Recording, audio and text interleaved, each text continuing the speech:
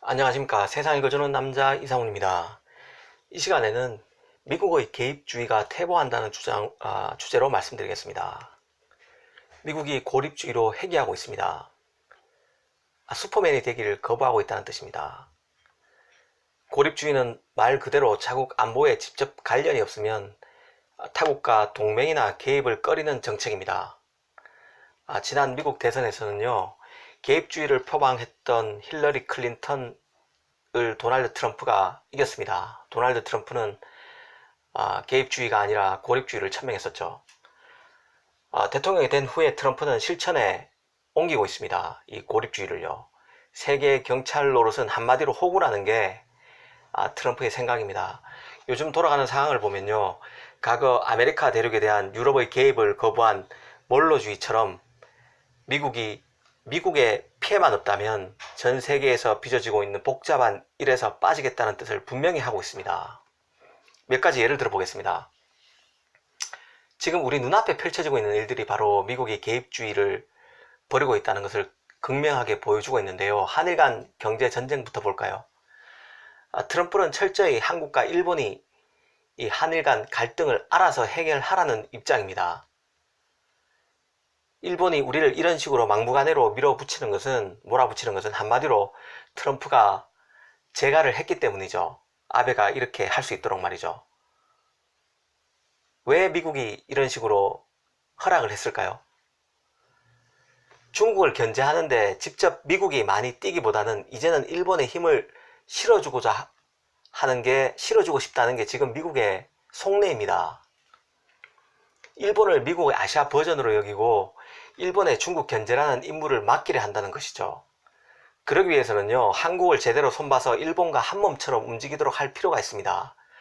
그래서 트럼프가 일본의 한국에 대한 목리부리기를 허용하고 있음을 인식할 필요가 있다는 게 제 생각입니다. 만약 우리 정부가 한일 군사보호협정, 지소미아라고 하죠. 이것을 파기한다면 어떻게 될까요? 미국이 깜짝 놀라서 우리 편을 들어줄까요? 저는 그렇게 보지 않습니다.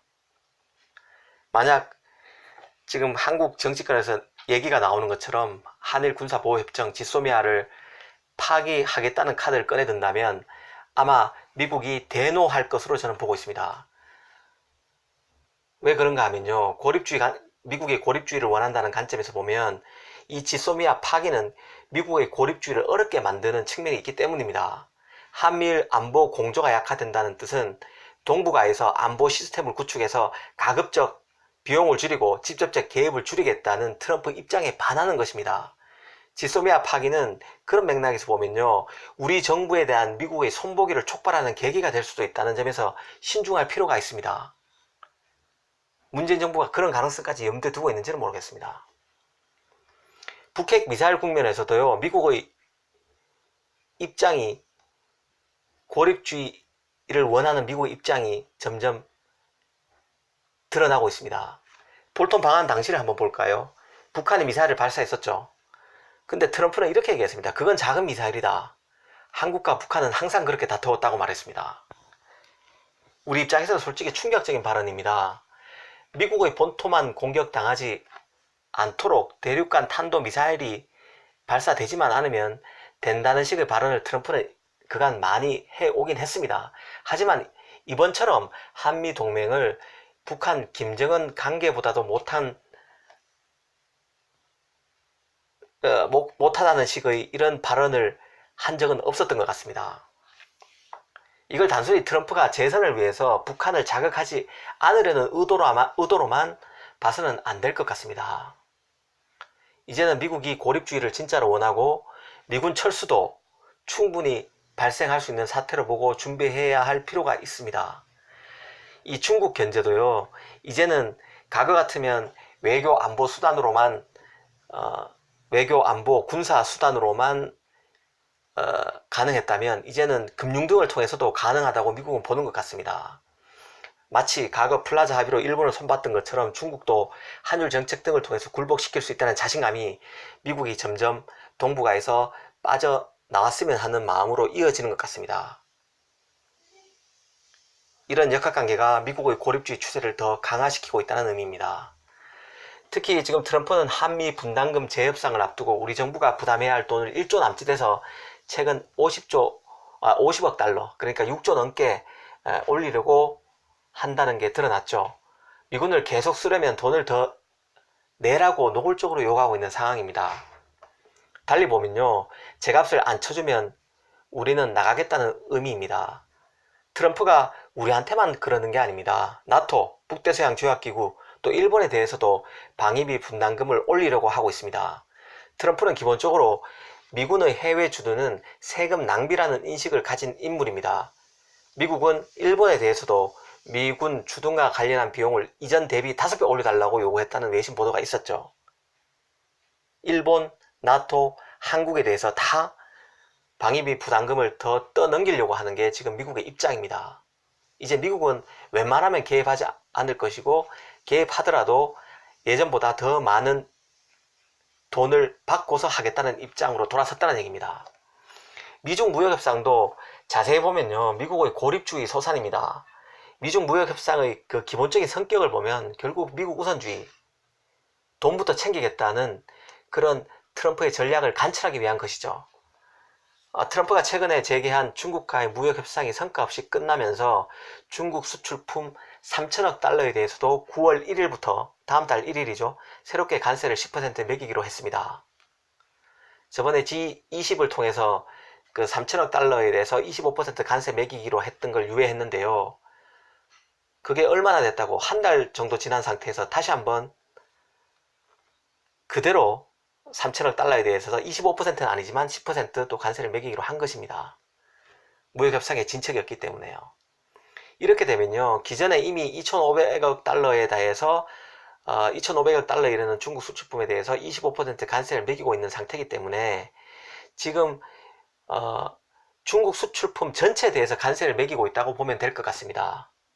지난해 미국의 중국 제품 수입 총액이 5,400억 달러였으니까요.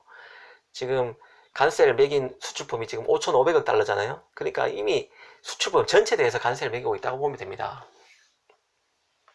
트럼프는 조만간 다시 재개되는 무역협상에서 중국이 미국 농산물을 더 사주는 등의 성과가 없으면 10% 매긴 관세를 25%까지 올릴 것이라고 위협까지 했죠.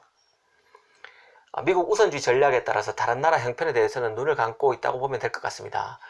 WTO 체제를 자국 이익을 위해 편의적으로 무시하는 미국의 모습에서 고립주의를 가속화하는 미국을 보게 됩니다.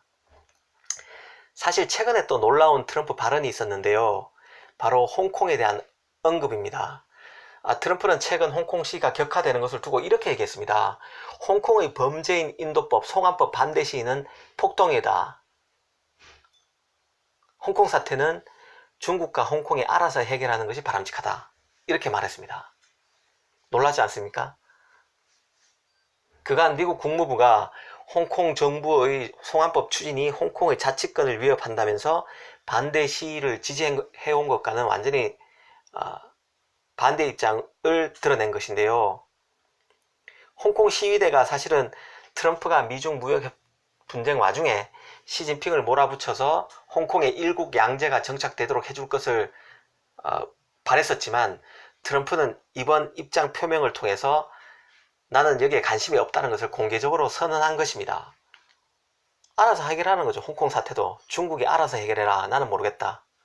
민주시위가 발생했고 여기에 포괄적으로 중국이 시위를 제압하든 나는 모르겠다. 이런 입장을 드러낸 것입니다. 물론 중국이 군대를 파견해서 무력으로 진압할 경우에 트럼프는 지금 입장보다는 더 개선된 입장을 보일 가능성이 큽니다만, 어쨌든 간에 지금 트럼프가 이런 입장을 드러냈다는 것은 트럼프가 홍콩에 관심이 없다는 것을 직접적으로 선언한 것입니다. 사실 최근에 서방 언론을 통해서요, 홍콩의 시위가 미중 무역 분쟁 와중에 전체주의와 자유민주주의 간의 체제 대결을 강화하는 계기가 될 수 있다는 분석 기사를 많이 쏟아냈었는데요. 트럼프가 이런 분석이 틀렸다는 것을 일축한 셈입니다. 틀렸다는 것을 공개적으로 시인한 셈이죠. 트럼프는 이제 남의 나라에서 터져 나오고 있는 민주화 요구에 대해서는 관심이 없다는 것을 표명한 셈입니다. 자유민주주의의 수호자가 될 생각이 없다는 뜻을 드러낸 거죠. 미국에 피해가 없다면 말입니다. 사실 트럼프가 이렇게 얘기한다는 얘기는 미국 국민이 이제는 미국 정부가 남의 나라 일에 간섭하는 것을 바라지 않고 있다는 뜻과도 같습니다. 이렇게 고립주의를 해결하는 미국을 보면요, 우리는 앞으로 어떻게 해야 될까요? 트럼프의 미국 우선주의는 고립주의 또는 개입하더라도 선별적, 소극적으로 하고 비용은 철저히 받겠다는 뜻입니다.